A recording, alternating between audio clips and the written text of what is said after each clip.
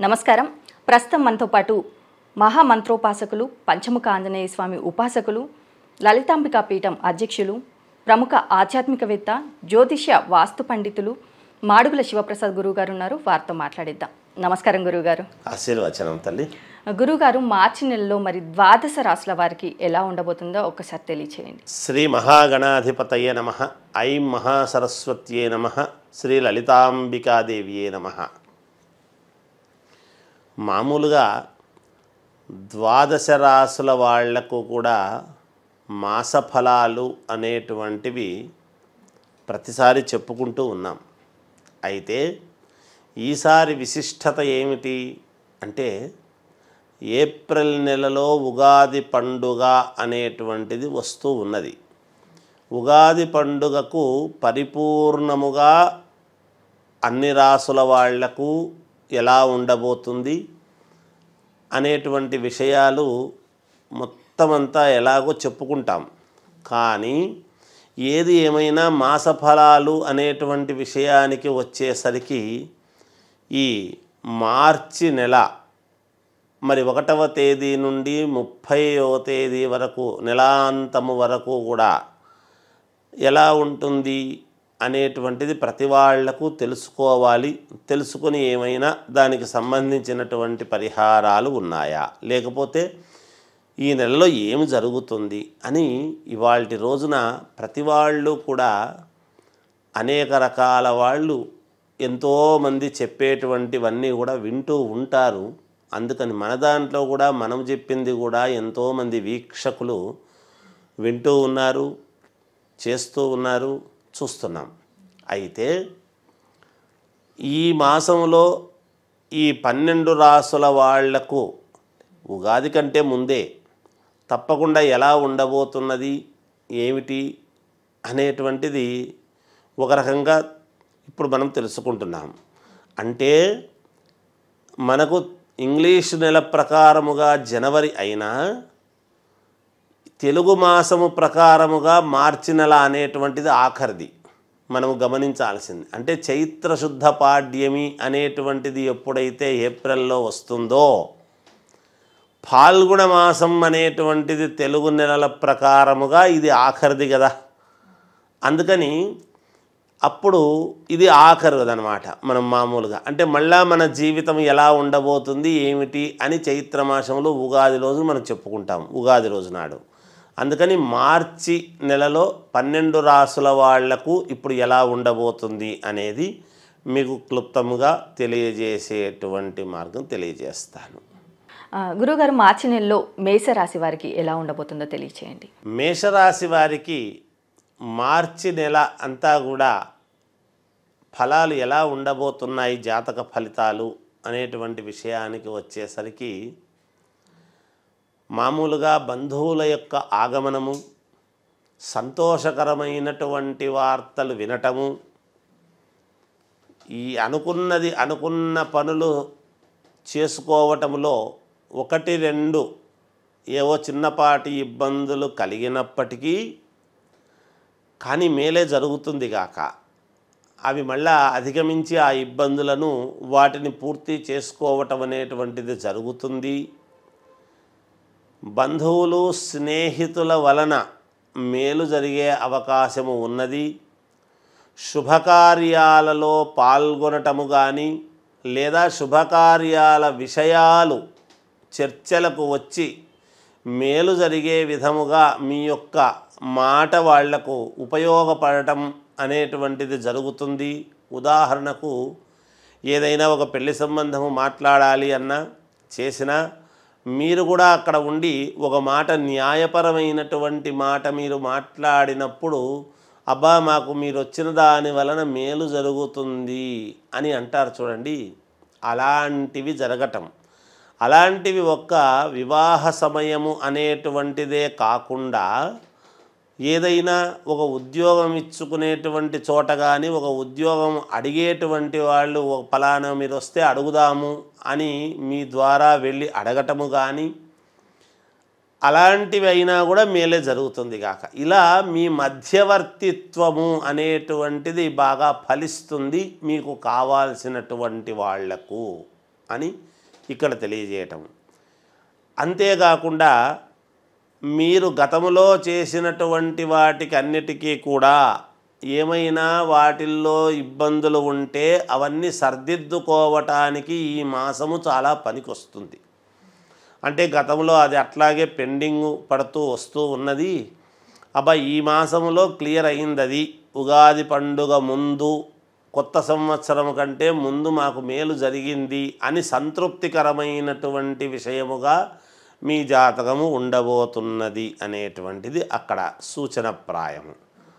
అంతేకాకుండా కొన్ని కీలకమైనటువంటి నిర్ణయాలకు సంబంధించినటువంటి అడుగులు ముందుకు వేయటం, అంటే ఆల్రెడీ కీలకమైనటువంటి నిర్ణయాలు తీసుకొని ఉంటారు, ఉన్నప్పుడు వాటికి సంబంధించినటువంటి అడుగు ఇక ముందుకు వేస్తేనే మళ్ళీ కొత్త సంవత్సరం వచ్చేటప్పటికీ మనకు మేలు జరుగుతుంది అనే ఉద్దేశ్యంతో కొన్ని ముందడుగు వేయడం అనేది జరుగుతుంది. కొన్ని విషయాల్లో కొంతమంది వ్యాపారము చేసుకునేటువంటి వాళ్లకు చాలా అనుకూలముగానే ఉన్నది, ఎటువంటి ఇబ్బందులు లేవు, అనుకూలంగానే ఉంటుంది. అంతేకాకుండా కొత్తగా ఉద్యోగ ప్రయత్నాలు చేసుకునేటువంటి వాళ్ళు దానికి సంబంధించినటువంటి విషయాలలో ముందడుగు వేయడం జరుగుతుంది. ఉద్యోగాలు చేస్తూ ఉండేటువంటి వాళ్లకు యథావిధిగా కొనసాగుతుంది. ఈ మాసంలో ఇబ్బందులు లేకుండా సజావుగా మీరు ఎలాగో చేసుకుంటారు. కానీ మీ కోరికలకు సంబంధించి నెక్స్ట్ మంత్ ఏదో మనము దానికి అప్లై చేసుకోవాలి అనేటువంటి ఒకటి మనసులో పెట్టుకొని ఉంటారు ఉద్యోగం చేసేటువంటి వాళ్ళు. అంటే ఏదైనా ఎగ్జామ్ రాయాలనో లేకపోతే మనకు ప్రమోషన్ వస్తుంది నెక్స్ట్ మంత్ దానికి అప్లై చేసుకోవాలి అని కానీ, లేదా అరియర్స్ ఏవైనా వచ్చేటువంటివి ఉంటే ఎక్స్ట్రా డబ్బులు వచ్చేటువంటివి ఉంటే నెక్స్ట్ టైం మీరు అప్లై చేసుకోవచ్చు అనేటువంటి విధానము కానీ, లేకపోతే ఉద్యోగంలో ఉన్నతమైనటువంటి స్థితికి మీరు అప్లై చేసుకోవచ్చు నెక్స్ట్ మంత్ అనేటువంటి మాటలు కానీ, ఇలాంటివి ఏవో పనికొచ్చేటువంటివి మీరు కొంచెం ఆలోచన చేసి మీ జీవితానికి అనుకూలముగా ముందుకు వెళ్ళే విధంగా ఉండబోతున్నది. అలా జరుగుతుంది. విద్యార్థులకు చాలా అంటే చాలా బాగుంది. అయినా శ్రద్ధగా చదివితే ఇంకా మంచి పేరు ప్రతిష్టలు రావటం అనేది జరుగుతుంది గాక. విద్యార్థులు అంటే మరీ చిన్నపిల్లలు మాత్రమే అనుకోకండి. కాలేజీ చదువుకునేటువంటి వాళ్ళు కూడా విద్యార్థులే కదా, విద్యార్థినులు ఉంటారు కదా. మరి వాళ్లకు కూడా మీరు ఒక మార్గదర్శకులుగా మారటానికి కావాల్సినటువంటి నిర్ణయాలు ఈ మాసంలో తీసుకునేదానికి అవకాశాలు ఎక్కువగా ఉన్నాయి అనేటువంటిది తెలియజేస్తున్నాను. ఏది ఏమైనా మేషరాశి వారికి ఈ మార్చి నెల అంతా కూడా చాలా అనుకూలముగానే ఉన్నది. అంతేకాకుండా ఈ రియల్ ఎస్టేట్ వ్యాపారము చేసుకునేటువంటి వాళ్లకు కాస్త మందకొడిగా సాగుతూ ఉంటుంది. కానీ మేలు జరుగుతుంది, ఇబ్బంది ఏమీ లేదు. ఏదైనా దీర్ఘకాలికమైనటువంటి అనారోగ్యము ఇదితో ఉండేటువంటి వాళ్లకు మేలు జరిగే ఇదిగా ఉంటుంది, మేలు జరుగుతుంది. చిన్నపాటి అడ్డంకులు ఉండినా అధిగమించేదానికే చూస్తారుగాక. మీరు ఎక్కడా డీలా పడాల్సినటువంటి అవసరము కానీ, ఇది కాలేదే మాకు అని ఆందోళన చెందేంతటి ఇబ్బంది కానీ ఎక్కడా లేదుగాక లేదు. కానీ వచ్చే ఉగాది పండుగ నుండి నెక్స్ట్ సంవత్సరము చాలా మహాద్భుతమైనటువంటి యోగాలు ఉండబోతున్నాయి. మేషరాశి వారికి చాలా ఫలితాలు ఉండబోతున్నాయి. అప్పుడు తెలియజేసుకుంటాము. కానీ ఇది ఒక రకంగా తెలుగు మాసాలలో చివరి మాసము, ఏప్రిల్ మాసము కంటే ముందు మార్చి కాబట్టి మనం చెప్పుకుంటున్నాము. అయితే ఈ మాసములో కూడా అత్యంత అనుకూలముగా శ్రేయోదాయకముగానే ఉన్నది మేషరాశి వాళ్లకు. లోన్లు అట్లాంటివన్నీ కూడా శాంక్షన్ అయ్యేటువంటి దానికి ఉంటుంది. ఏదైనా మీరు అప్పులు తీర్చాల్సినవి చేయాల్సినటువంటివి ఉంటే మామూలుగా సహజంగా ఇది అప్పు తీర్చేసుకుంటే మళ్ళీ మనకు కొత్త అప్పు వస్తుంది అనేటువంటి భావనతో కొంతమంది కొన్ని తీర్చుకోవడం కూడా జరుగుతుంది.